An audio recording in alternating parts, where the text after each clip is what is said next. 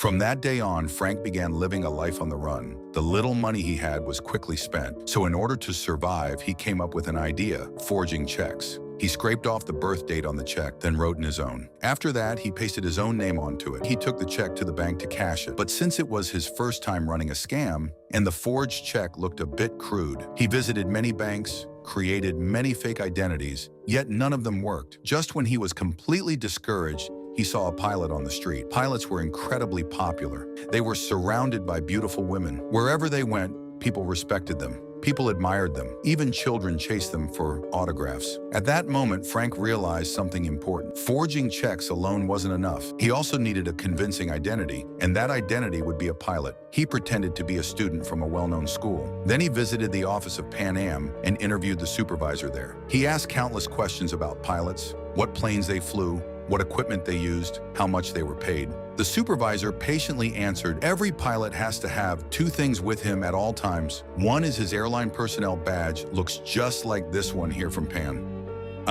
That was their FAA license, and that looks just like this. Just like that, Frank obtained a pilot license template. He also wanted a personnel badge, but the supervisor refused. He said the only way to get one was to become a real Pan Am pilot. All he lacked was a uniform, so he called Pan Am, pretending to be one of their pilots.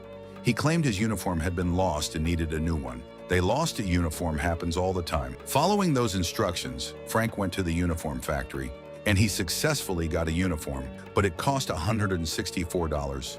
I'll write you a check. Sorry, no checks. You'll have to fill in your employee ID number. Then I'll bill Pan Am. I'll take it out in your next paycheck. Even better, clothes make the man. Walking down the street in a pilot's uniform, Frank instantly became the center of attention. Every passerby looked at him with admiration and envy. For the first time in his life, he felt truly confident. The most important thing was that this identity finally allowed him to cash his checks. Even the bank manager came out personally to greet him. From that day on, Frank discovered a whole new world. If he wasn't forging checks, he was on his way to cash one. He even forged many Pan Am payroll checks because those could be cashed for larger amounts. One day he went to the bank again, but the manager said the bank wasn't open yet and they had no cash available. He then told Frank that pilots usually cash checks directly at the airport. Who cashes checks at the airport? The airline, sir, they've always taken care of their own. Following that advice, Frank went to the airline office. Before he could say anything, the receptionist asked if he was flying to Miami. He froze for a moment, but suddenly he thought it sounded fun, so he said yes. Just like that,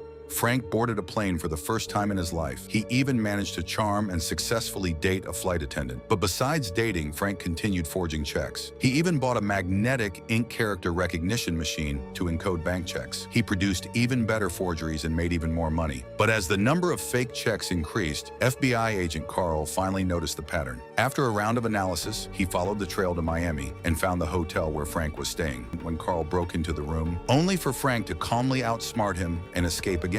Even though he almost got caught, Frank found the experience thrilling. So one day he went to a suit shop and ordered a suit identical to James Bond's. Later, he even bought the same sports car. He transformed himself into a rich and handsome secret agent. Just as Frank was about to enter his room, a beautiful woman approached him. With her subtle hints, he brought her into the room. He knew exactly what she meant, but he pretended to be innocent and clueless. Frank slowly stood up and offered $300. She refused. He raised it to $500. She still refused until he finally said $1,000. Only then did she happily agree. But just as she agreed, Frank said he would be right back and started heading for the door. She stopped him and asked where he was going. Frank said he was going downstairs to cash a check. While saying that, he pulled out his checks and deliberately selected one worth $400. You think this hotel is gonna cash a $1,000 check at 3 a.m.? It's a New York savings and loan check. It's like gold. At first glance, Frank's life looked glamorous and carefree, but deep down, he was incredibly lonely. On Christmas Eve, while Carl was matching Frank's fingerprints, he suddenly received a phone call from him. Frank apologized for tricking him before.